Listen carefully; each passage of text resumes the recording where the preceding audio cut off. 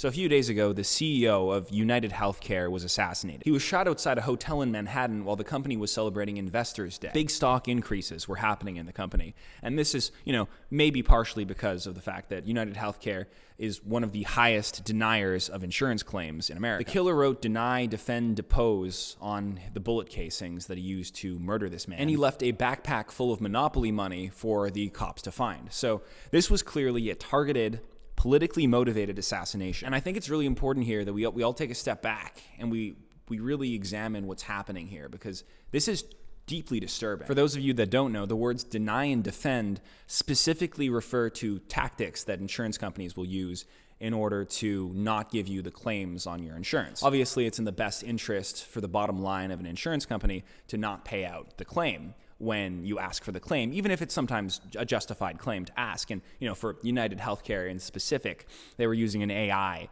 that they knew had flaws with it, but it rejected more claims than a human would, so they kept using it. So that's just an example of that. So yeah, clearly this guy was someone who was making a case against the insurance industry by killing the CEO. I see a lot of reaction about this online, and I just want to remind everybody, this was a human man, okay? He had a family. Reveling in bloodshed can only lead to more bloodshed. And the spark of God is within all of us. So we shouldn't be celebrating this, okay? This is actually a very scary moment in human history that we should be very aware of. So I just want to unpack this. So the first really concerning thing about this is the accessibility. I mean, all you really need to do to pull something like this off is like $400 for the pistol and an e-bike. That's all it takes to become a beloved anti-hero type character for Gen Z forever. So accessible. Like, you can literally Google these people's names and their addresses come up. Like, if I wanted to find Larry Fink's house, I'm picking the name of a hat here, okay? Just calm down. But like Larry Fink, for example, you could just Google that and it pops up. I mean, what if the GeoGuessr people start teaming up with the assassins? Who knows what'll happen? It's not a funny situation. I mean, you can Google the BlackRock headquarters. You can find out where in New York that is. And you could see these people, these executives of whatever corporation you've decided to hate, just walking around with families and mortal bodies and wives and explodable heads and sins. Oh God, the sins that almost beg to be cleansed with fire. I'm making this video because 4 months ago, I made a video called Assassinations Are So Back. This was after Donald Trump got shot. And, I sort of, to some, it seemed like I was advocating for more assassinations and for this exact thing to happen. And I actually specifically said that this exact thing should happen. I mean, these guys are literally just walking around with addresses. Think if oil executives were getting killed, even if it was just 1 in 10,000, people would be like, maybe I should reconsider this oil executive thing. Everybody in power right now is just walking around with a human body. A vulnerable human body. People don't understand this about my channel. I had a big satire alert over it, okay? Did you not see the satire alert? So maybe if he was watching that video and he saw the satire alert, maybe he missed the satire alert. That's not my bad. So I'm free of the consequences of the things that I say, okay? The words that exit my mouth, there's no consequences because I said the word satire at some point during that video. What kind of sick, dysgenic mutant would do this kind of horrible, oh, he's hot.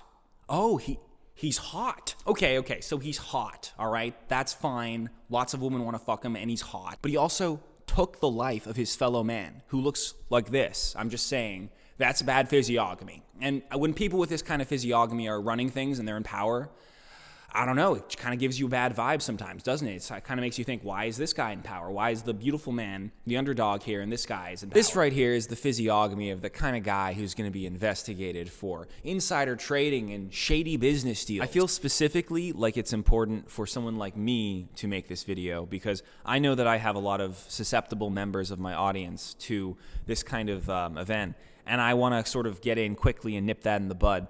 I know that there's a lot of in my audience especially, politically extreme, disaffected people, maybe with nothing to lose. And I really feel for those people, and that's why I'm making this video, to reach them. There's so many deeply disturbed young men who just want to do violence, and they have no outlet for that violence to go to. It kind of makes you wonder, what if they channeled that? And that makes a lot of women want to fuck them. Have you seen this shit? Because, a lot of women want to fuck this guy now.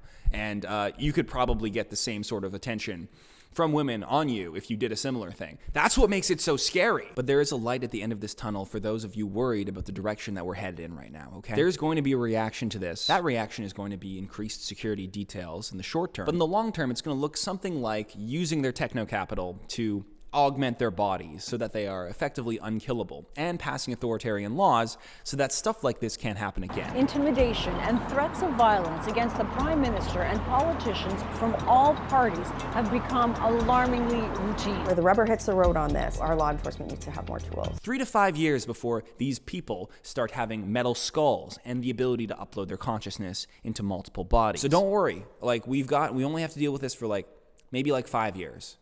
But in those 5 years, there could be a lot of stuff that happens. And so I'm worried about that. I'm worried about those 5 years. I'm worried about the CEOs. I'm worried about the oil executives. I'm worried about oil executives. I'm worried about the people that have made a fortune doing Moloch-type behavior. Okay, now let's get a little politically schizophrenic here. The third bullet casing that was written says, depose, depose. What kinds of positions of authority do you depose? You depose a monarch. There is an intellectual group known as right accelerationism.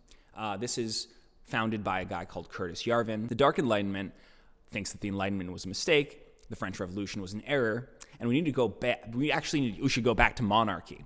And in this case, monarchy is an interesting term, right? Monarchy, the concentration of power into a singular unit. This is functionally how CEOs work. They want countries to be run in the same way that CEOs run companies. It's a tight concentration of power into one node. Now, obviously, there's boards of directors and stuff, so it's more complicated than that. But that's the pure premise of what they're advocating for. We should have a CEO, tech monarch king. Elon Musk plays into this sometimes, calls himself the tech king of X or whatever. But in a monarchist system, in a system where you're being governed by a king, by a central ruling authority. You know what you do when the king isn't doing his job properly for the people? Depose. Depose. That was the third bullet casing. Depose. What kinds of authority figures do you depose? In China, when the emperor's acting a fool, when he's not doing his job properly, there's a little revolution. And if he gets deposed, that means that he lost the mandate of heaven. Simple as. And he's no longer fit to rule. And so, I think maybe Brian Thompson lost the mandate of heaven here. And I think maybe a lot of people are about to lose the mandate of heaven. To be fair, though, I do think that the guy who killed Brian Thompson should now have to become the new tech CEO monarch. The assassin should be forced to run his job for a year, and then the board of directors can be like, not so easy balancing shareholder value, now is it? Okay, look, I know we like to make jokes on this channel, but I should probably be serious here. I am not condemning violence. I don't think violence is good. If we want change, we can get change, but we have to do it through the system that our ancestors fought and died for. And I know that that is slow and inconvenient and frustrating, and to our dopamine-addled minds, we just want the results right away. But this is not the way to do it, because we are playing with fire and we don't know where this trend is going to go. We don't want this to aggravate, say, government officials passing authoritarian laws that are bad for all of us. Wait, government officials who are just kind of walking around with explodable skulls.